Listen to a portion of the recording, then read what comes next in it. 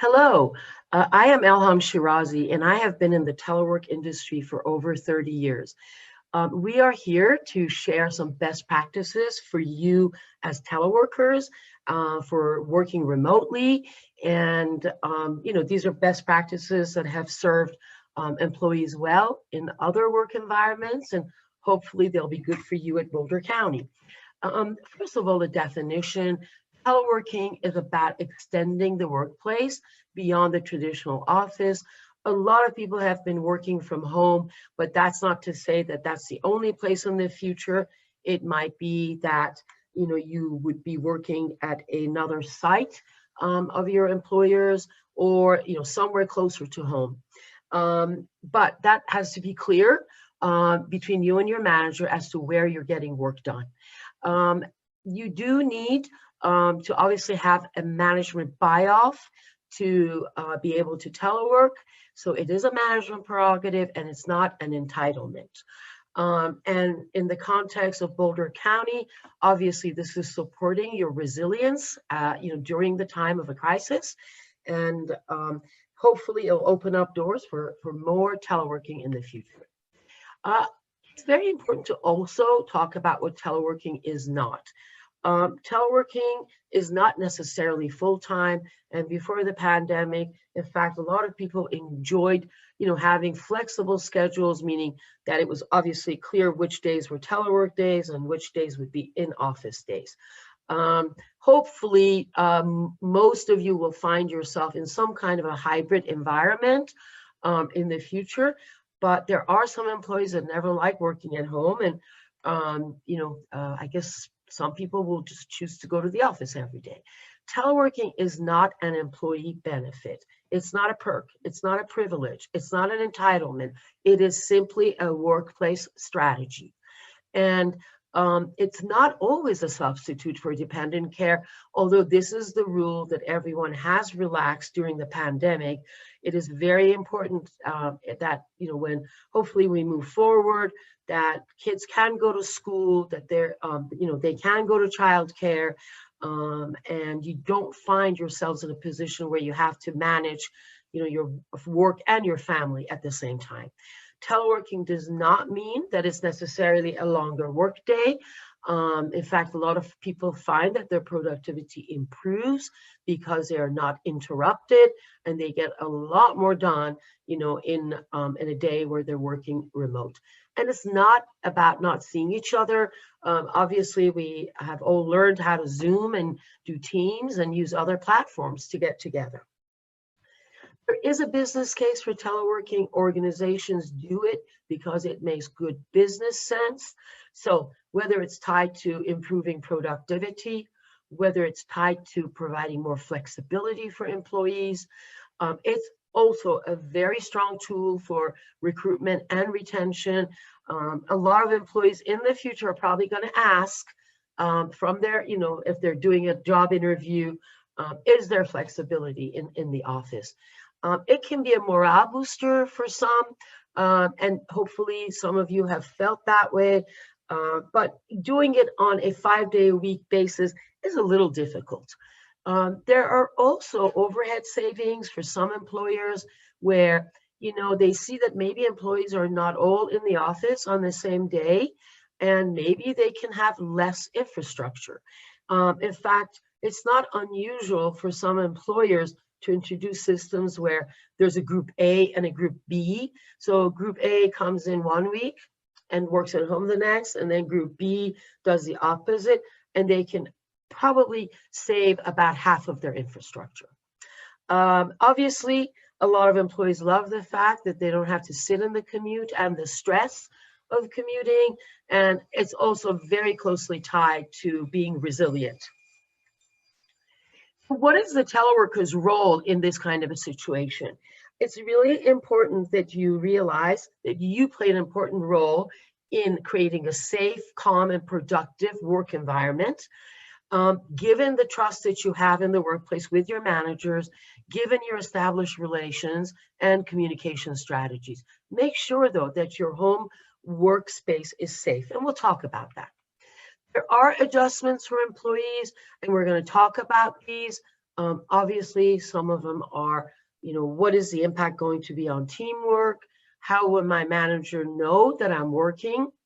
Well, how did they know before you were working remotely? And it's always good to think about that. And also some adjustments for people who live alone, maybe isolation, or people are in a different demographic. We have found millennials have more stress as a result of the pandemic, but also single. I'm sorry, a one parent households are having a very tough time if they have kids at home. You do need to be organized, and you do need to just deal with distractions at home. And we're going to go over all these points in this training. So first of all, it's important that you set some goals with your managers about what is this telework arrangement about. So identifying job objectives and deliverables, identifying timeframes upfront, and maybe taking the initiative to develop an email or develop a form so that you can talk about what you're doing on a weekly basis, and send that as an email to your manager to make sure that you're both on the same page.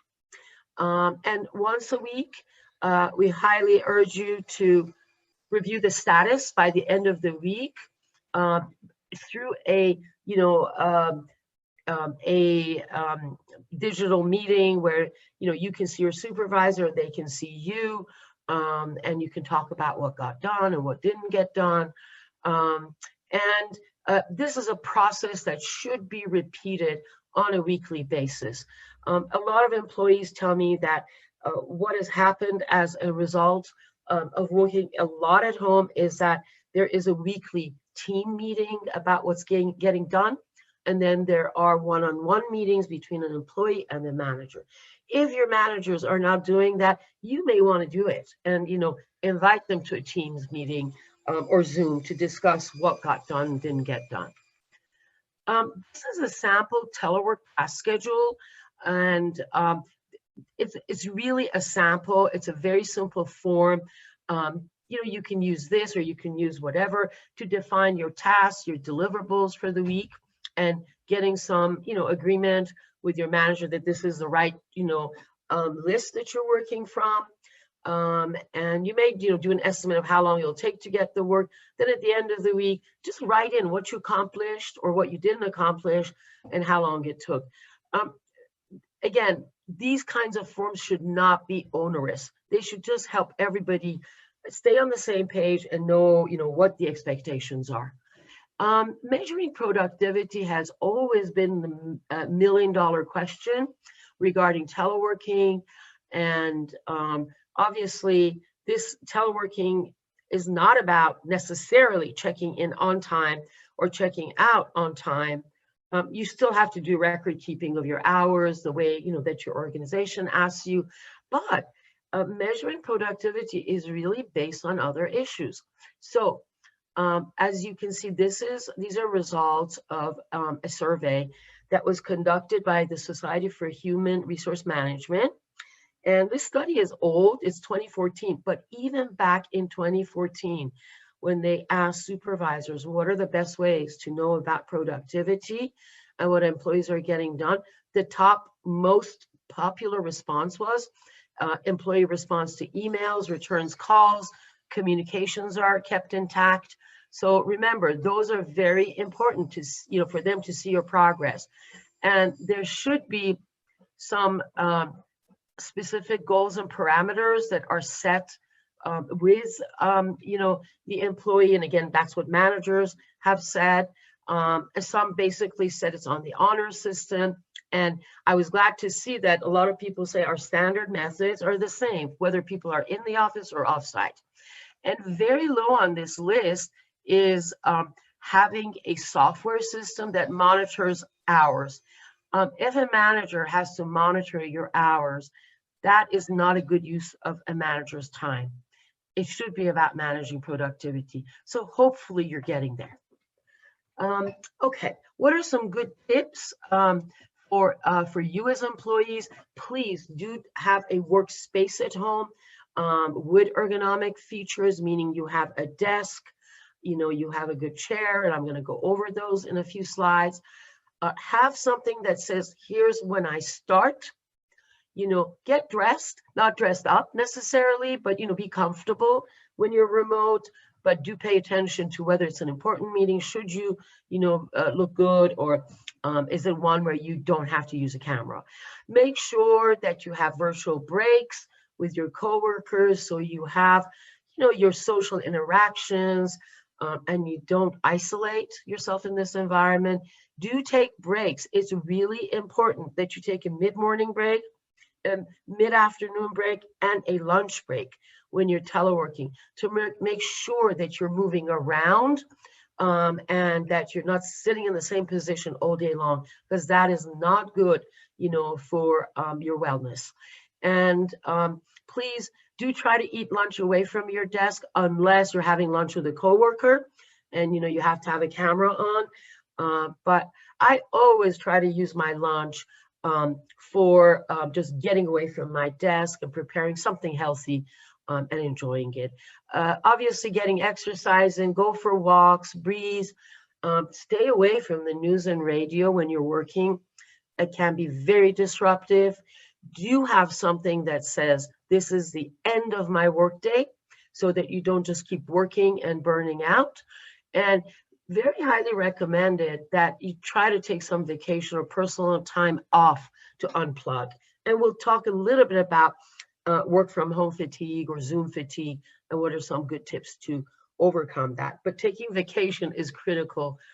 Even if you're not going anywhere, it's a staycation, at least you have to unplug. So getting organized, we highly recommend that you pick a dedicated workspace in your home that provides a safe environment for working. Please, if you live alone, you may be able to to work from the dining room table. But if you live with you have other people in your household, that's not a good place to conduct your business, because that's where people eat and they sit and relax and get together. So invest in a table, and of course, make sure that the surface is hard and it doesn't break. We talked about having your routine and organize your work schedule around the needs of your organization. So, make sure that you're completing everything in a timely manner and people are getting adequate time to review. It's very important that you train your family and other household members on the fact that you are at home, but you are working. The more boundaries you can set up, just having a desk. It might not be that you have a separate room, but just kind of making the point that this is where I'm doing my work. We do need to train family members. Obviously, it's very hard to train little kids and babies. But as children are getting older, or if you have another partner at home who's also teleworking, you have to make sure that you both have the space to get your work done. Identify what kinds of emergencies are okay. Hopefully we will revert back to a system where remote work will mean that you are just at home, you're doing your work. Maybe you're going in the office on a few days, but those interruptions should be the same that may be okay when you're in the office. And have rules for office materials. Some of you have equipment that belongs to the county. Some of you may be using your own equipment. It's really important to make sure that what's being used for work is being kept for work.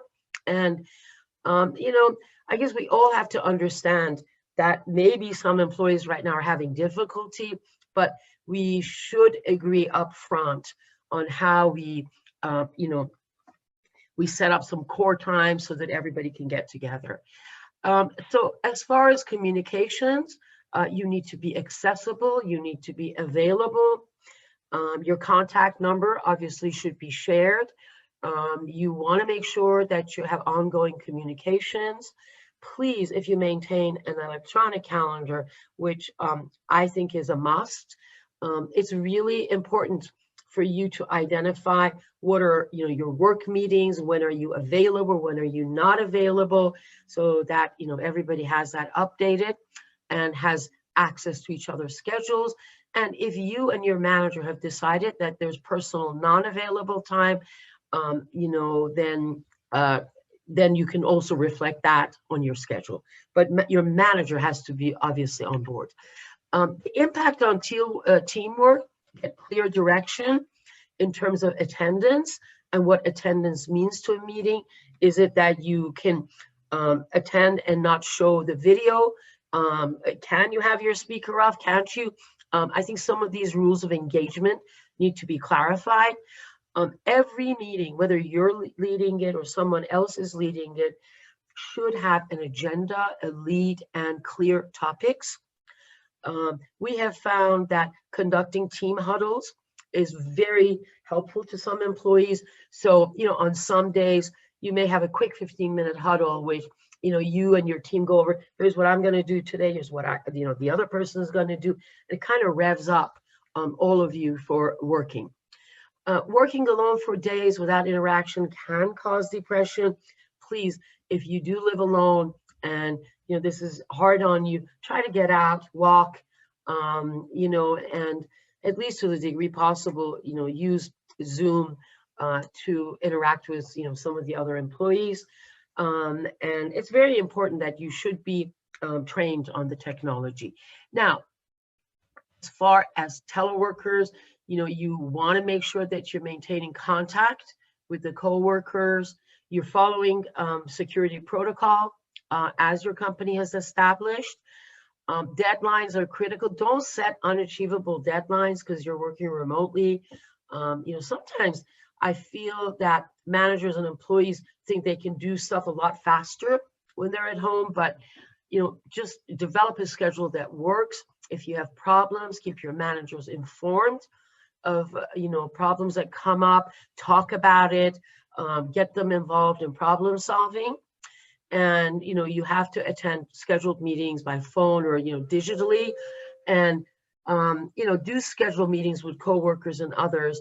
We'll talk a little bit more about how you stay in touch with your coworkers just for social reasons too during while you're working at home. As far as the ergonomics, a desk is a necessity. So I think I mentioned that before. Make sure it's a comfortable height.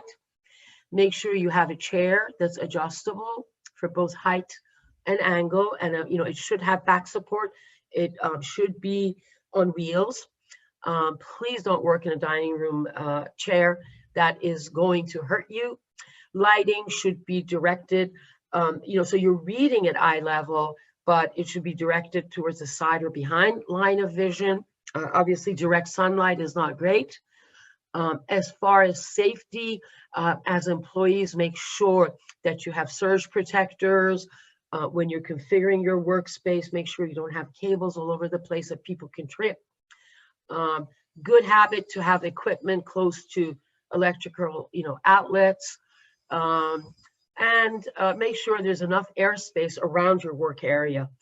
Noise is obviously, not necessarily thought about as part of ergonomics, but the sound of barking dogs or children, especially if they're uncomfortable, all that can negatively impact how people perceive your teleworking arrangement. So to the degree possible, try to minimize it, but definitely keep sounds away as much as you can. So having teleworked for a while, we are seeing right now it's about 7 or 8 months. Who knows how longer this will go on. There are a few things that you should be aware of, and that is some people do burn out. So these are some signs so you can identify this for yourself. One of them is when you start avoiding work. Another one is when your performance is not where it used to be. Another one is when you feel exhausted or apathetic, and also the inability to disconnect. Please just keep in mind, these are things that can happen to any of us, especially given that there's been very little interaction for everybody. Some ideas about making this a better experience are, even set up office hours when you are working at home. So maybe there is a time that you have to work on a project where you silence all notifications, and there's a block of time that you've identified for work. Maybe it's also taking time off. Really important to, step away from work, whether it's travel or just to enjoy time at home. It's something that people are not doing. They're saving their vacation hours and all of that for the future, but you have to unplug. Try to have a hobby. Intense work needs to be balanced with some play. And if work, has become the only place that you feel passionate about, try to, discover other parts of you that you have, maybe are not getting to, like having time to read, doing something, a hobby by hand, whatever you enjoy. If you're feeling a little challenged by what you're doing, do talk to your manager or, supervisor, and do talk about, how you feel about it. And maybe, are there areas that can be highlighted more so that, you are better equipped to deal and be excited about doing your work. Please tell your team if you're not feeling good. It's really good to open up, and tell your supervisor and coworkers, if you're feeling down, they may be too, and you can help bring each other up. Zoom fatigue is also real, and a lot of people are getting tired of constantly being on video. So I want to give you some tips about that. And one of them is, first of all, as I said, don't forget about phone. You don't have to be always on video to be communicating with your coworkers. Avoid defaulting to video if you don't know someone. In fact, it's better to have a phone conversation first, and then, go to video after you've gotten to know each other. Have an itinerary for your meetings. Also, switch up your setup. Maybe go into a different room when you're doing a meeting. Maybe go to a quiet, area. And also remind yourself that this is a temporary place where we all are, and we have to learn, how to navigate into the future, and refrain from having high expectations, without dismissing the clear benefits of online. And there are some other techniques. One of them is, before you get on a Zoom or Teams meeting, take a few minutes before you hit start. Just settle, ground your attention. Take the time to greet other people. This is something that isn't happening. Everybody gets on the meeting, but nobody says hello. Hello is something really nice that people should say to each other. Reduce on-screen stimuli. Choose speaker view. In Zoom, you can choose speaker view or gallery view, and you may want to opt for speaker view so that the person who's speaking gets your attention, and you may want to block self view because that might be disruptive to you. Also, try not to multitask. A lot of people come to these meetings, which are online, and they're doing other stuff. So, do pay attention and take breaks, build in breaks. Don't make sure that you're not, processing information over video all day long. And try to come up with some virtual social events. So let's move on. Please, as employees, be cognizant of some of these things that are very closely tied to your wellness. Keep a regular schedule, stay connected with family, friends, keep your immune system strong, prioritize personal hygiene and limit contact with others, exercise, breathe, go outside, get fresh air when possible. Stay informed. As I mentioned before, please limit media consumption, especially during the workday. But also have boundaries on your work schedule. It's really important that you have a boundary when you're working remotely, so that other people in your household also respect the fact that, okay, you are sitting at your designated workspace and you're working. Obviously, with smaller children, that's very hard. But with older children, other adults, it really needs to be established. Do engage in activities that bring you joy. I know a lot of this is common sense. Create tips for, that are working well for you, but it's not bad for all of us to be reminded that we should have some of this structure in place. Now, a lot of employees are missing the time they spend together, the time they spend with their supervisors. Here's some ideas to boost morale. If you're not doing them, you may want to give some thought to them, because social meetings are also important for employees to feel engaged and, to feel that they're still connected. So do celebrate each other's birthdays, or just say happy birthday when you know. Set up water cooler get-togethers, a virtual break, basically. If needed, make sure that, there is a town hall and you can, have a chance to do a Q&A. Do have some small group lead chats.